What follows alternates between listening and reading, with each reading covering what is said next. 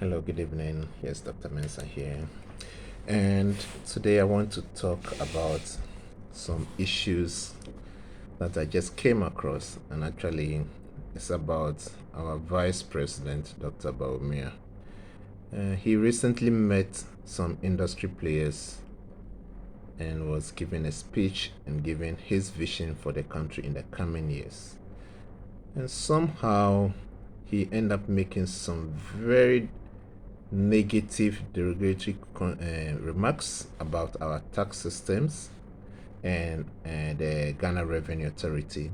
Actually, he made some statement about he giving a tax amnesty when voted into power in 2025, and then also implementing a flat rate tax system. All right, so let's explore these things and then look at how these things can have negative consequences on the economy. All right, okay, so just for an update, Ghana economy is in a bad shape, right? We are bankrupt. Ghana economy is bankrupt, so the economy is doing really bad. That is why we are at IMF, and that the implications that the managers of the Ghanaian economy have totally failed. They don't know what to do. They run the country aground. The economy is totally collapsing, and therefore, because they have no other alternative, they have nowhere. They have to hand over Ghana to International Monetary Fund to get some bailout and also to get expertise from the International Monetary Fund, where they direct them what to do, how to do it, and when to do it. And if they do those things, they give them some money as a support to what they are doing. If you look at what we are doing, all that the IMF is saying that you have to reduce expenditure. Okay, you have to reduce expenditure across board. Concessionary expenditure on capital expenditure, every expenditure you have to reduce it. That's the first thing that IMF demand from us. Okay, there's a second thing that the IMF is demanding from us is to increase revenue mobilization. So increase revenue mobilization, that gets money, squeeze more money out of the economy into government coffers so that you use it to pay your debt. So you get to ask, where do we get this money from? Ghana, most of the revenue that is generated is through taxation, simply tax. Ghana economy is not an economy which is driven by industries, driven by any extra thing that they can actually get substantial amounts from any of those sources. So basically, Ghana depends on taxation. And now that here come the controversy from Dr. Bawumia. So he made these statements accusing Ghana Revenue Authority that they set unrealistic targets and go on to harass firms, individuals that are already paying taxes with this unrealistic target. That is derogatory and that is absolute falsehood. So the vice president stood in front of people and lied. Okay, there's no other way to describe it. He lied. If he didn't lie at that point of time, then it shows pure ignorance. It means he does not understand what he was talking about. He doesn't understand. As the head of the economic management team, he doesn't understand what he was saying at that particular moment. So let's look at Ghana Revenue Authority. Ghana Revenue Authority is just an institution, a government institution, which is mandated to collect taxes on behalf of Ghana. They don't sit at their office and set what taxes to collect, what level, what rate. They don't do that. All these things are done at the governmental level. So through parliament, through the various governments, then the Ministry of Finance will set the target for the Ghana Revenue Authority. This is your target, this is the rate, these are the taxes we are sending you out, go and collect it. So the Ghana Revenue Authority will just take what has been handed over to them, headed by Bawumia, Dr. Bawumia, and they will implement, they will just go and do their work. So if such a man come out and say that, make a remark that Ghana Revenue Authority is setting unrealistic target. Who sets that unrealistic target? That unrealistic target was set by Dr. Bawumia himself, since he's the head of the economic management team. Okay, It's not Ghana Revenue Authority. Simple and plain. There's no ambiguity about this. Ghana Revenue Authority does not set its own target and go ahead and collect any tax that it wants. That's not the way to operate. Okay? So that statement was totally false. And then he says that then the Ghana Revenue Authority will go to the same taxpayers and harass them and increase their taxes. That is also not true. Whether you pay tax or you're a new taxpayer, Ghana Revenue Authority is mandated to collect taxes from those that are already paying taxes and collect taxes from those that are yet to pay and those that are new to pay, period, from the approved tax that is given to them. So Ghana Revenue Authority is not doing anything wrong at all. So the failed and crippled economy, as led by Dr. Bawumia, he's trying to push his failure into or blame the Ghana Revenue Authority as the main reason why the economy has failed. But that is falsehood. That is not true. So we've cleared that one out of the way. Those statements that he made, the reason why I call them irresponsible is because he's now making the Ghana Revenue Authority and their workers that are so hardworking go out and collect tax and make sure that the nation will have this revenue. He's putting their life at risk. He's making them look like they are the bad people who have taken the law into their own hands and doing what they like. That is absolutely false. So that statement endangers the workers of Ghana Revenue Authority, and that is very irresponsible from a man of that position. So he should retract and apologize and know that he cannot go on platform and be putting people's life at risk like that. And let's talk about some of the things that he talked about. He said that he's going to give tax amnesty. What is tax amnesty, right? Tax amnesty is a government program that allows individuals or business to pay outstanding tax liabilities without facing penalties or legal consequences. Let me repeat that one. Tax amnesty is a government program. So the government will embark on a program that I'm going to allow all you individuals that decide not to pay tax 2023, have not been paying tax from God knows when. I'm just going to allow you to be free. I'm not going to punish you for not paying your taxes. Okay? You just come to the Ghana Revenue Authority and tell the Ghana, oh, I used to pay taxes like 10 cedis, but I didn't pay it all, so now I want to pay it. Okay? Tax amnesty is a government program that allows individuals or businesses to pay outstanding tax liabilities without facing penalties. It is often implemented to encourage tax compliance and increase revenue collection by offering incentive, for instance, by cancelling that penalty over there for taxpayers to voluntarily now disclose how much they own and how much previously and how much they are willing to. Think about it carefully. A country which is broke, totally broke, and the IMF looking for money, being kicked out of the credit market. Now you are in 2025.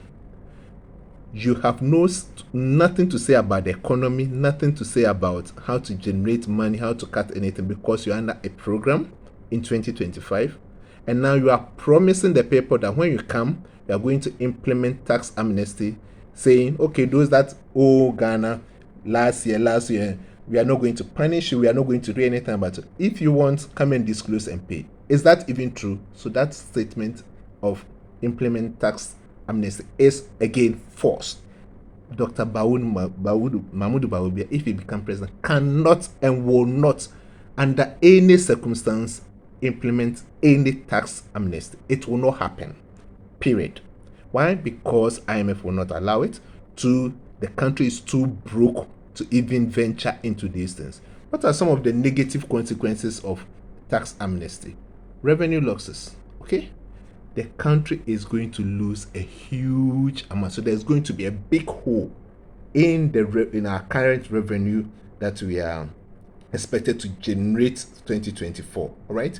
Because of that statement, I can decide not to pay, hoping that Bawumia, if I'm personal pay tax, decide not to pay, hoping that Bawumia wins and then give me that amnesty, meaning there wouldn't be any punishment for me for not paying.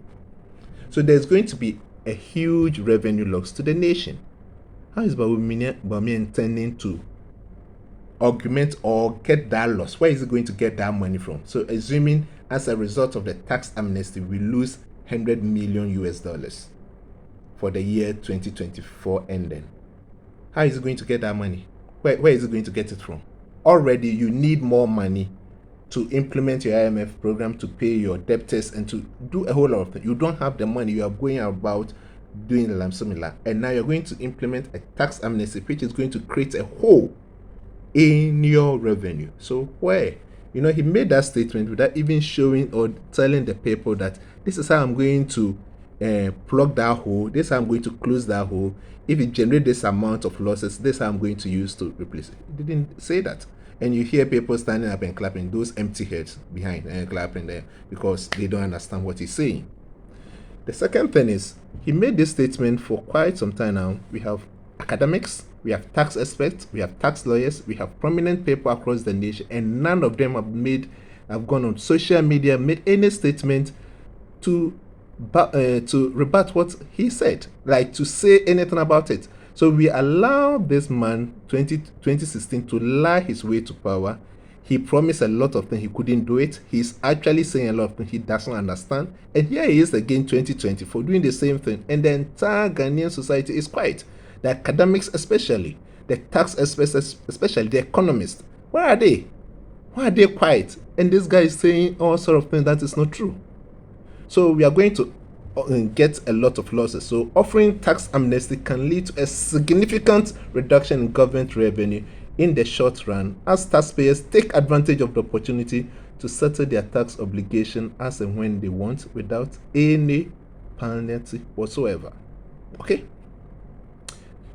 Then it's going to create some bitterness and unfairness among the population, because I went through all the pain and paid, obliged to my tax obligation, and somebody didn't do it, have the benefit of using that money to do something else and was not punished. So there's going to be some perceived unfairness in the system, so that the tax amnesty may be viewed as an unfair by those that comply, the tax compliance, and therefore they will also advise themselves, if this is the case, I'm also going to default on my taxes. Since last year nothing happened, this year nothing will happen, and perhaps somebody is also going to promise. That will lead to increased tax evasion. So people were going to evade tax paying as a result of that single useless policy that somebody wants to implement. Then it will have a negative impact on the economy. So in a fragile economy like what we have, like Ghana, the loss of tax revenue due to the amnesty program can exacerbate existing fiscal challenges and hinder effort to stimulate economic growth.